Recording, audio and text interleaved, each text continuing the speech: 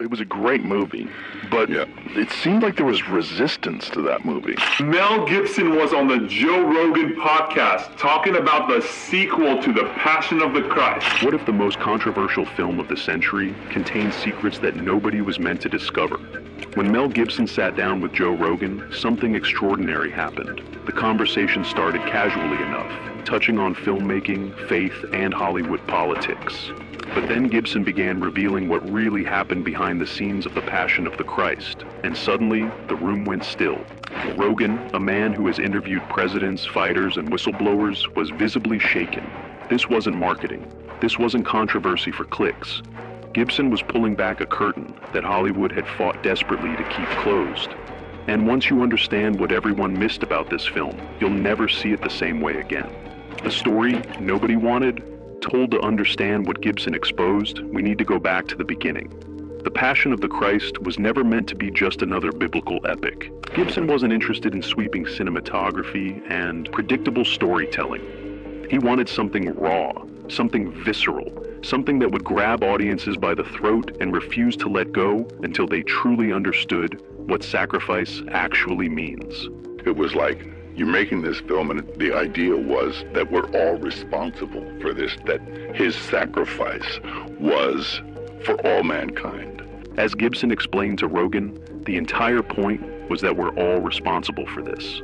That Christ's sacrifice wasn't just a historical event, but something with present-day implications for every single person watching.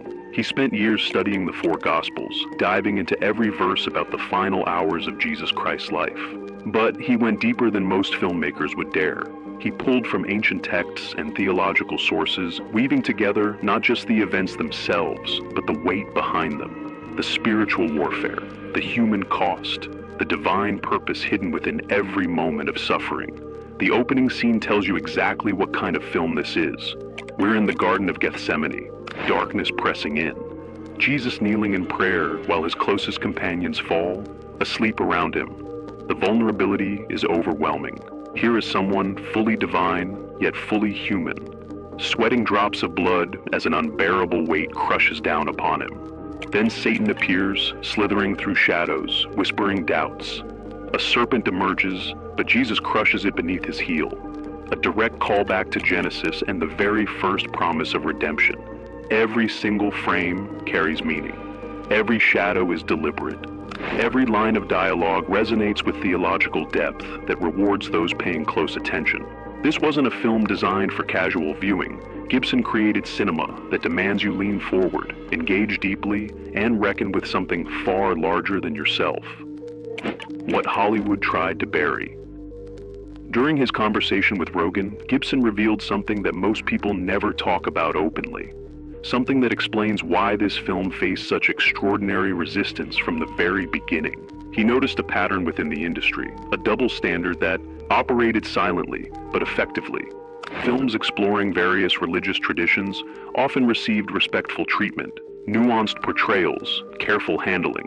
But when it came to Christian stories, the response was fundamentally different.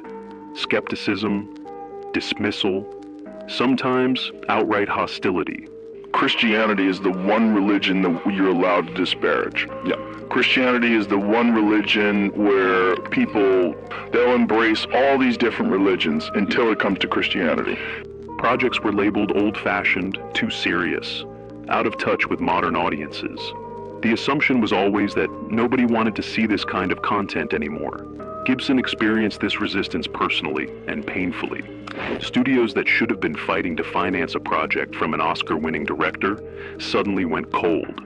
Phone calls went unanswered. Meetings were canceled. Colleagues who had worked alongside him for years started keeping their distance. The message couldn't have been clearer. This particular story wasn't welcome, and neither was the filmmaker trying to tell it. The industry didn't just doubt the commercial viability. They actively opposed the content itself. But Gibson refused to walk away. His Catholic upbringing meant this wasn't just professional ambition. It was personal mission. When traditional funding dried up, he financed the project himself. He assembled a team of believers who shared his vision and weren't intimidated by controversy. What emerged from that crucible of opposition shocked everyone. The Passion of the Christ became one of the highest-grossing R-rated films in history, proving that millions of viewers were starving for exactly the kind of bold, uncompromising storytelling that Hollywood executives insisted nobody wanted. Supernatural events that defied explanation. The making of this film was anything but ordinary. What Gibson shared with Rogan moved into territory that sounds almost impossible to believe. Events occurred on set that the crew still cannot explain to this day. Jim Caviezel, cast as Jesus, endured genuine physical suffering that translated to the screen in ways no special effects could replicate. The cross he carried weighed over 30 pounds. During one take, it dislocated his shoulder completely. During the scourging scene, he was struck twice by the actual whips, once so hard it knocked the wind from his lungs, leaving his hands bleeding and raw. His pain wasn't performance, it was absolutely real. And that authenticity bleeds through every frame of the finished film. Then came the lightning. Assistant director John Michelini was struck twice during filming. Caviezel himself was reportedly struck during the crucifixion scene, yet walked away miraculously unharmed. The Passion, well, was struck by lightning on the last shot of the movie. But prior to that, it was shoulder dislocation. Lightning, in biblical tradition, represents divine power and judgment. It appears at pivotal moments throughout Scripture. The crew couldn't explain what was happening around them. These incidents created an atmosphere where the boundary between natural and supernatural felt dangerously thin. People started wondering if something beyond ordinary filmmaking was taking place. Transformations extended beyond the physical realm. Luca Lionello, who portrayed Judas Iscariot, entered production as an atheist. By the time filming wrapped, he had become a believer, profoundly changed by spending months exploring themes of betrayal and redemption. Maya Morgenstern, who played Mary, was secretly pregnant during filming, a quiet symbol of life and death, resurrection and renewal, intertwined with the very story she was helping tell. Gibson also shared reports of unexplained healings. A young girl with severe epilepsy went an entire month without seizures after being present during filming. Others reportedly experienced restored senses. Whether these were divine interventions, remarkable coincidences, or psychological transformations, the cast and crew walked away convinced they had participated in something far greater than a movie production. One scene perfectly captures Gibson's artistic vision. After the crucifixion, Jesus' body rests in Mary's arms, echoing Michelangelo's famous Pietà. The composition captures grief and grace simultaneously, devastation and dignity, human sorrow and divine purpose. It transcends religious tradition to speak to universal experiences of love, loss, and hope. Critics divided, audiences transformed. When The Passion of the Christ finally reached theaters, critical response was sharply divided.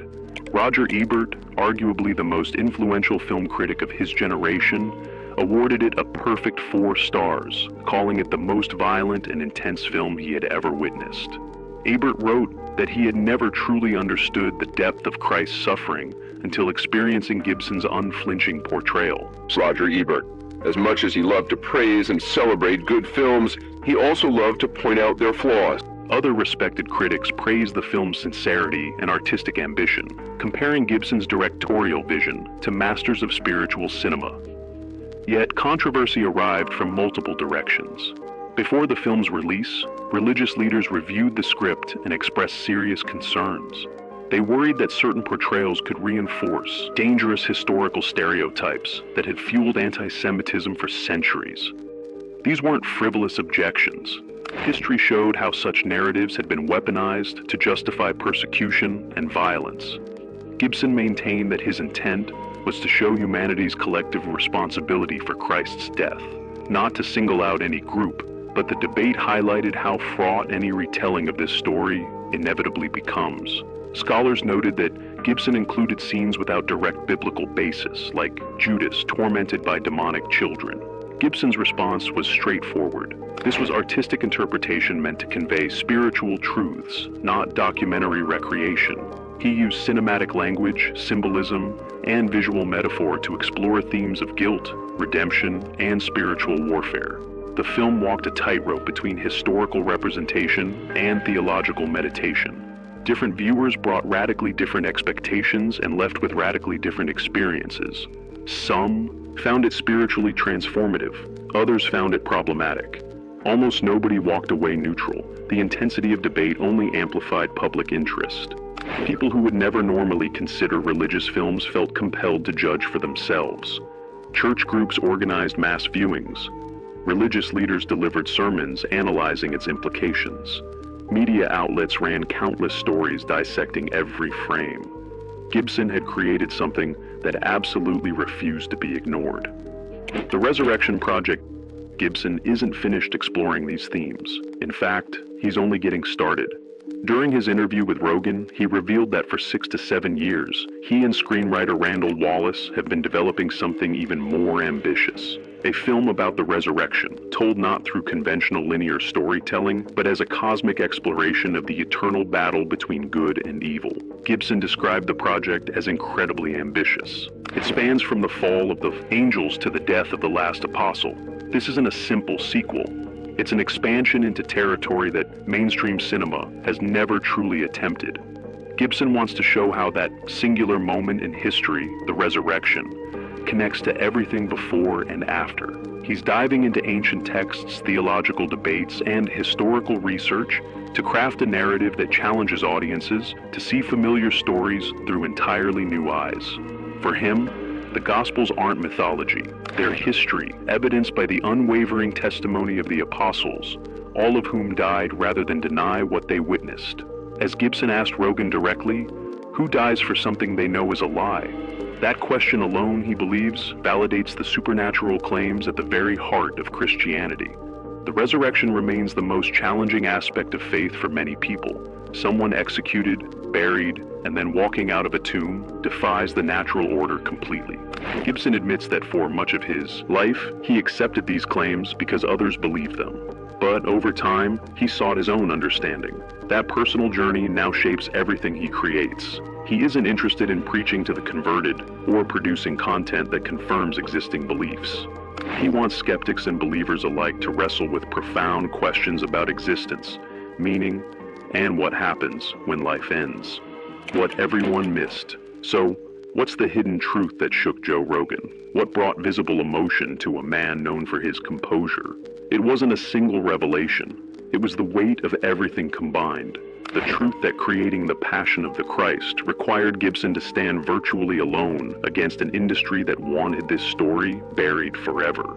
The truth that supernatural events occurred during filming that defy any rational explanation. The truth that art created with genuine conviction can transform lives in ways commercial entertainment never will. The truth that faith sometimes demands suffering.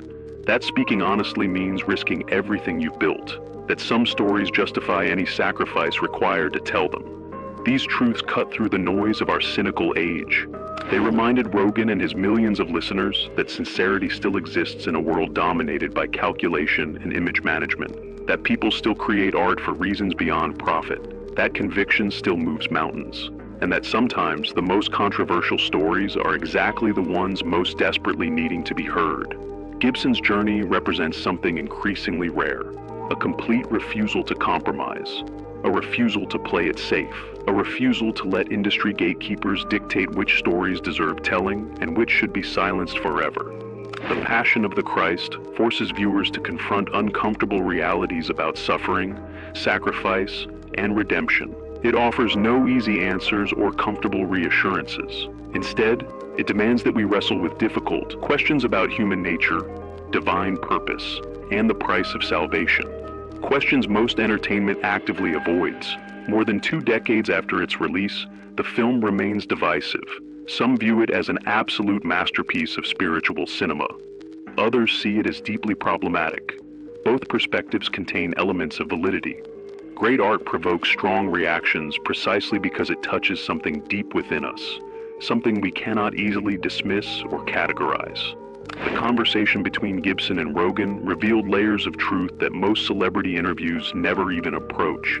It showed us that behind every controversial work lies a human story of struggle, sacrifice, and unwavering commitment to vision.